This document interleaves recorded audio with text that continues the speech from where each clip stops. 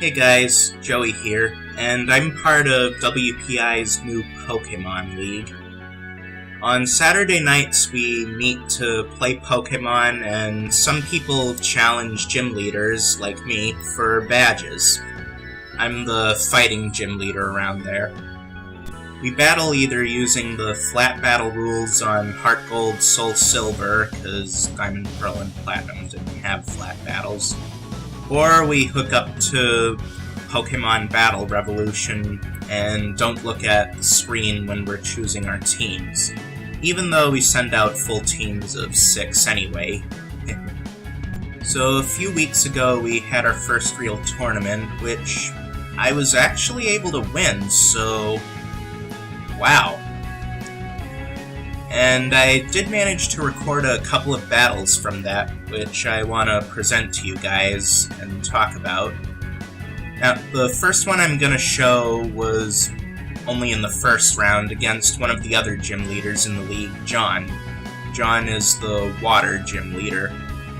Neither of us are using our gym teams, but overall I thought it was a pretty good match, so let's see what happened, shall we?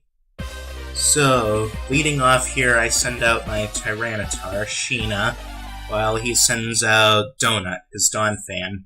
Since I'm facing a ground type, obviously I'm gonna switch out Sheena for Skarmory, who's a flying type. Obviously, the Earthquake's not going to hit the flying Skarmory.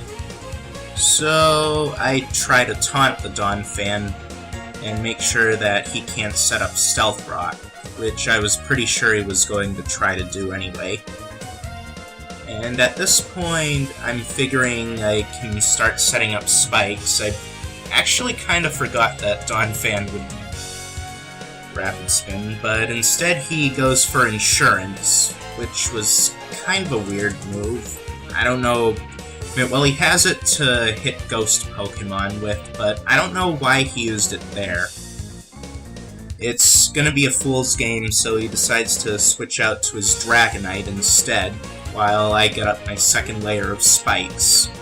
Now, I'm expecting a fire attack to come from this Dragonite, so instead I'm going to switch out to my Suicune Katang. Yeah, I'm an Avatar The Last Airbender fan. Unfortunately, his Dragonite manages to summon Sozin's Comet to completely obliterate my Suicune. I mean, look at how much damage that does. Now, granted, Dragonite has a Life Orb, but damn. So, Suicune is basically made useless now. And since I've got a Sandstorm going, the leftovers will pretty much mean Suicune loses no health. I switch out Suicune to my Tyranitar to take whatever he tries to do next, and he opts for Extreme Speed, so I guess it was a good thing I did that, since Rock Pokemon resist normal attacks. Now wait, he probably didn't take more damage from the recoil of Life Orb.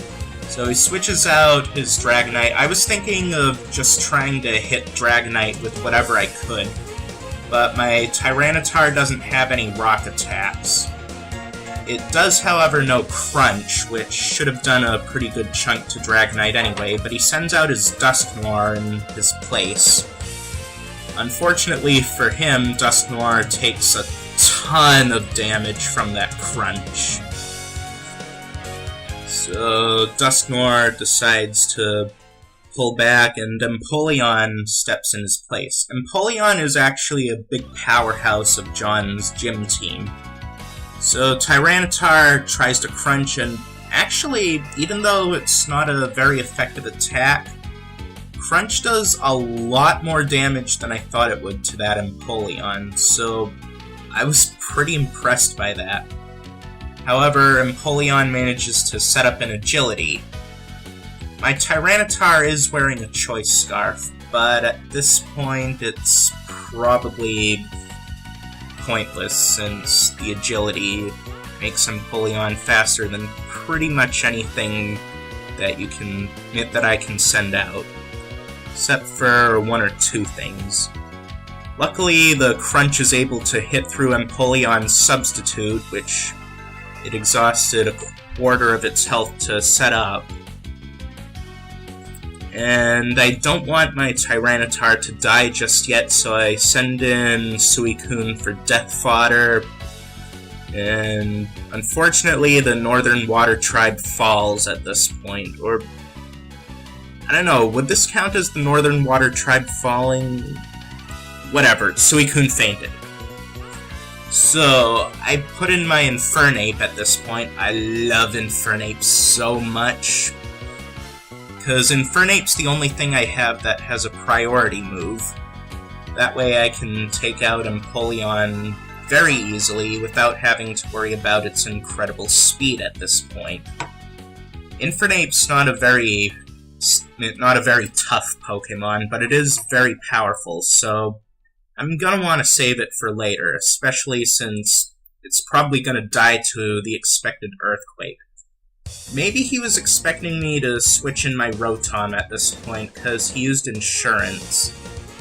But I put in Skarmory in its place, which doesn't take much damage from Dark attacks. Now, I'm going to try taunting the Donphan again to keep Stealth Rock up, to keep his Stealth Rock from going up, but he sends in Dragonite again. Once again, I'm expecting Dragonite to use a fire attack on me, so I'm gonna switch out to my Tyranitar, since that's the best thing I've got to take special fire attacks, and this one doesn't know Fire Punch. This Dragonite I'm facing is a pure attacker. It has no non-damaging moves. It's got Draco Meteor, Fire Blast, Extreme Speed, and we'll see its fourth move in a minute. I set up Stealth Rock. Probably should have gotten that up before Dragonite switched in again, but Dragonite finishes off Sheena with an Earthquake, which is the last move that it had that I hadn't mentioned a minute ago. So yeah, my Great Special Wall has fallen. So sad. And unfortunately, I only have one thing left on my team now to really deal well with dragons, and that's my Choice Scarf Flygon here, Mountain Dew. I mean, look at those colors! Does that not remind you of Mountain Dew? So Dragonite manages to do the smart thing and land quite a bit of damage on me with Extreme Speed, while I spin out into an Outrage with Mountain Dew. So yeah, luckily I was able to take down his Dragonite, because that would have caused some problems for me if I couldn't do that. Now, Donphan's coming back out again, and unfortunately I'm locked into Outrage. And Outrage is still going to do a lot of damage, because it is a powerful attack, but Donphan's defense is pretty high. And it lives long enough to rapid spin my Stealth Rock and my 2 layers of spikes away, so they're no longer in effect. So Outrage is going to knock out Donphan, and my plan for the next turn is to switch out Flygon to get rid of the confusion that's going to come from using Outrage for too long. Unfortunately, he manages to bring out Patbat, his disturbing Duskmore. So, switching out is a bad idea because it's probably going to use Pain Split. That's why I risk another Outrage, and luckily Confusion did not bite me in the ass, and it manages to knock out his Duskmore. Yay! Unfortunately, Flygon probably can't do too much more. So John sends out his Tyranitar. It's the only Pokemon on both of our teams that we share right now. Outrage manages to do a decent amount of damage to his Tyranitar, but not enough to knock it out, and Tyranitar just ends up crunching me instead. Maybe it's supposed to be named after the green guy from Street Fighter, but little tip, John, the O should be an A. I bring out my Infernape.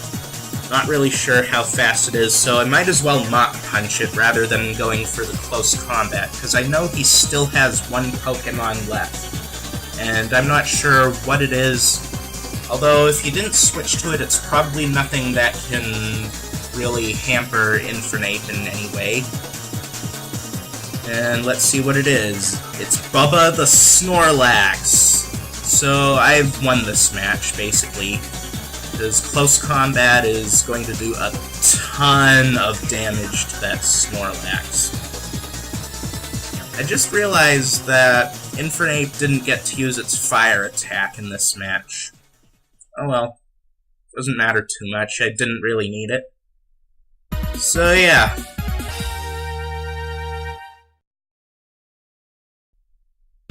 Thanks a lot, John, for that battle. And thank you for my Flygon for taking out his Dragonite and his Dusknoir. Two great threats to my team, probably. Infernape, thank you for cleaning up. Thank you, John, for giving me a good match. And screw you, Suicune, for not doing anything in this round. Anyway, this has been Joey, and all I want is to have my peace of mind. See ya!